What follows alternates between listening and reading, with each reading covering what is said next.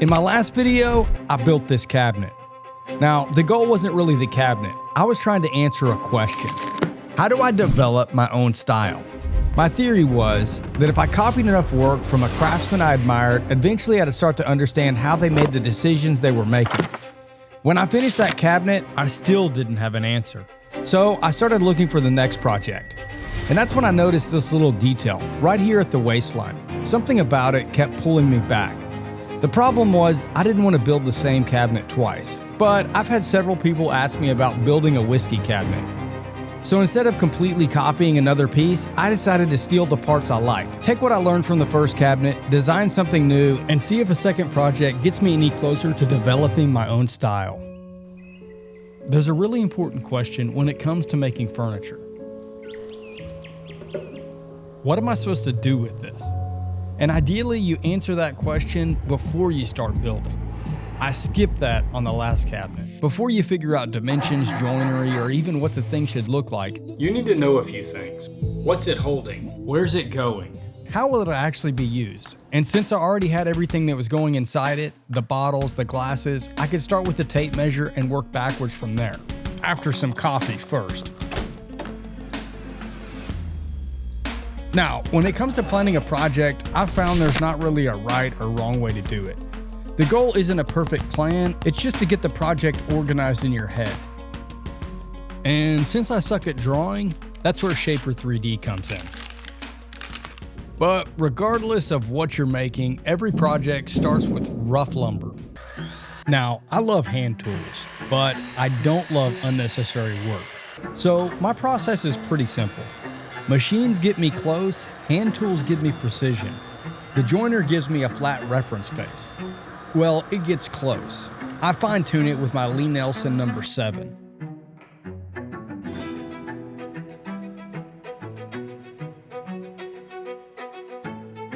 The planer gets everything close to final thickness. The table saw, well, why on earth would you rip a board by hand? Then the hand tools come out. A few passes with a plane, a quick check for twist, sneaking up on that final fit, because I've found it's a lot easier to remove the last few thousandths with a hand plane than to put it back on once I blow past my knife line with a power tool.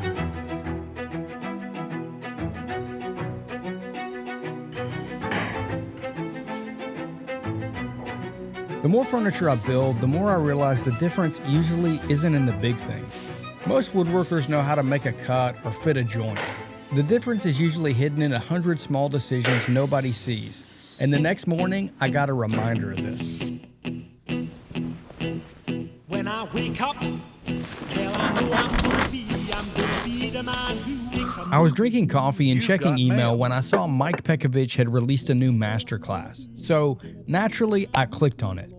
Over the last few weeks, I've spent a lot of time studying Mike's work, trying to understand not just what he builds, but how he thinks about furniture. And one lesson caught my attention. It wasn't a new joint or some complicated technique, it was a simple idea about layout.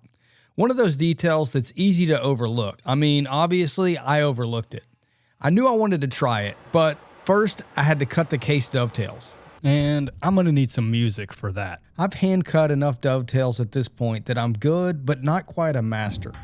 They're one of those things that can go from everything is awesome to...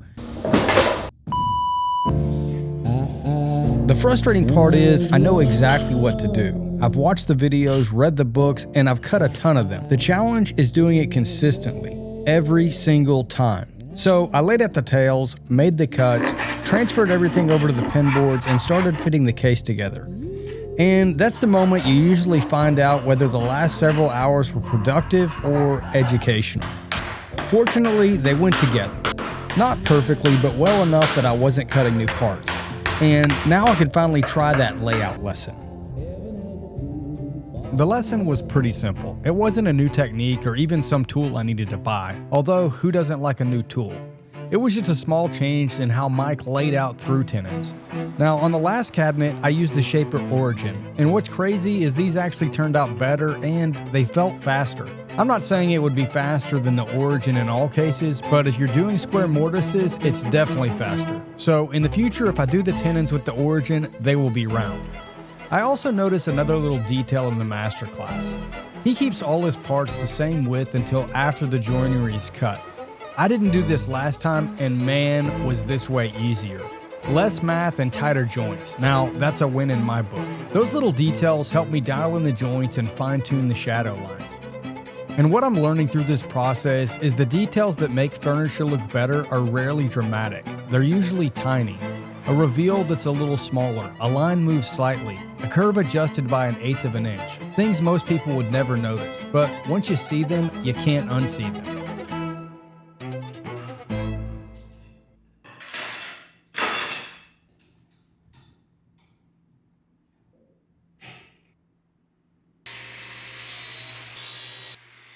With the case together, it was time to build the door. And things had been going pretty smoothly up until this point. Well, that was about to change. I'm not sure how I managed to mess this up. I could blame my shop visitors, but at the end of the day, I'm the one that made this cut. Here's what happened. Yep, this door panel definitely isn't going to work. Somebody save me from myself. So I guess I'll just make another one. Has been so long. And while I'm waiting for the glue to dry, I might as well knock out the drawer. They say my lifestyle. Somehow I actually managed to mess up the door again, just not the panel this time. It seems like mistakes are just a part of woodworking. They're gonna happen, so you might as well get good at fixing them. And we have a little tradition in our house. Whenever I finish a project, I tell my wife and boys exactly how many mistakes I made and see if they can find them. So at the end of this build, they're gonna have 3 to look for. I had just enough bird's eye maple left over from the last build to knock out the back and the drawer sides for this one. So I've got a design idea in my mind. I think it'll look good, but we won't really know until it all comes together.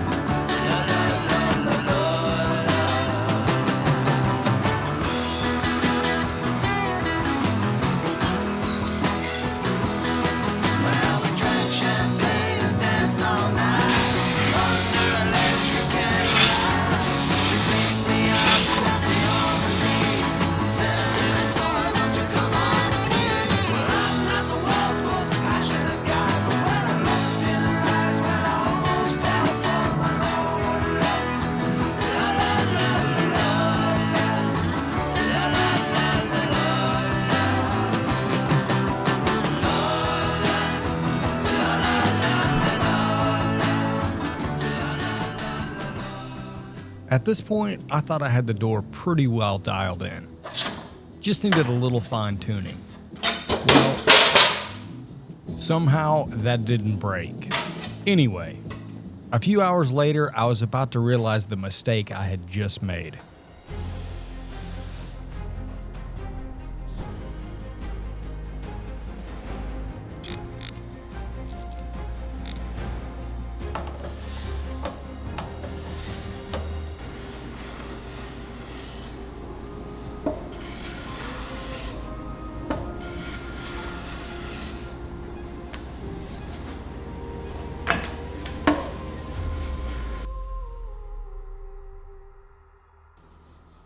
That's it?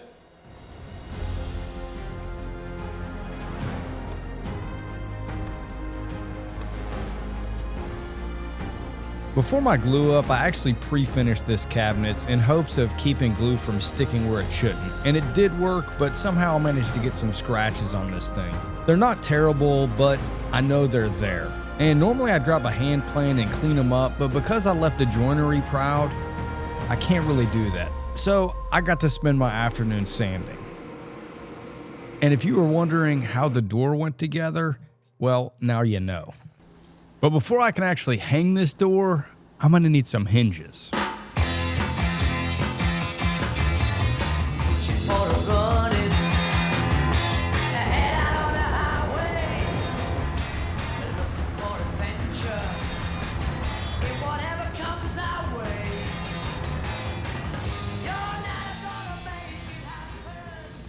I grabbed the hinges, glued up the hinge strip, and about this time, I realized the mistake I'd made. When I built the door, I sized it to fit the opening without accounting for the hinge strip that would be installed later. Well, that made it about 1/4 inch too wide. So, in my haste, I made another mistake.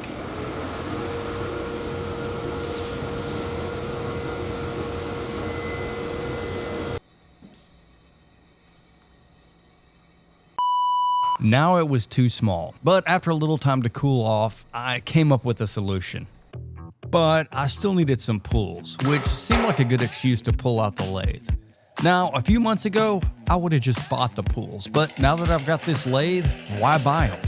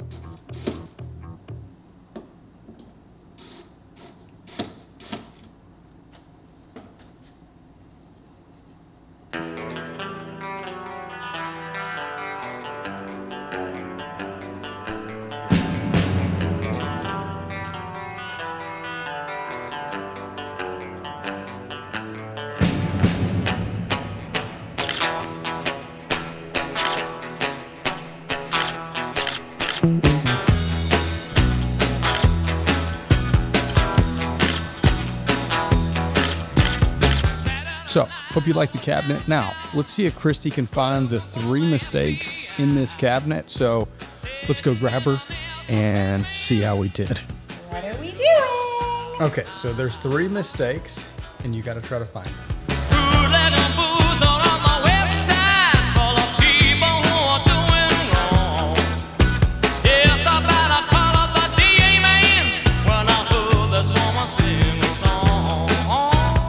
Is that one? Okay, that's one. That one's pretty easy to find.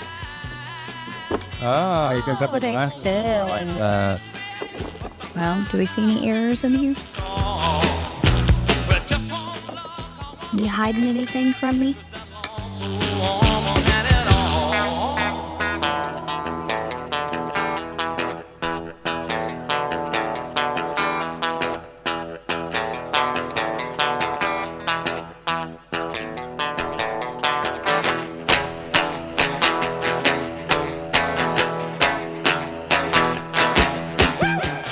Well, I don't think she's going to find the other 2 because she's not even looking. I'm not looking on the right side? I don't know. Maybe not. Maybe I'm not even looking. I looked. Is it like gapping in the door? No, not there. Right there? No. Looks like it. Okay, you don't know? The first mistake is this should be back about in a 30-second, right? Because it's like good here, but like right here, it's like a little bit less. Oh, yeah, I see. But you'd probably never notice it if I didn't point it out. Yeah.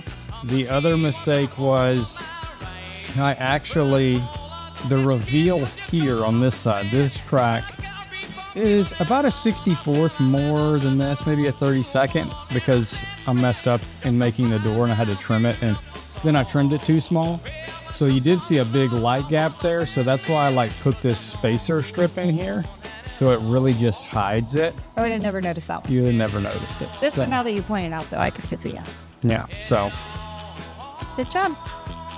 So maybe all craftsmen are thieves, and not because they copy each other's work, but because they steal ideas, proportions, little details, and ways of thinking. Then they mix those things together until the work slowly becomes their own. And that's how I'm starting to think about developing style. This cabinet's done, and I think I'll build one more thing from Mike Pekovich's book before moving on to the next master. If you've got a master I should consider, let me know in the comments. And if you missed the first cabinet where this whole experiment started, you can watch that video here.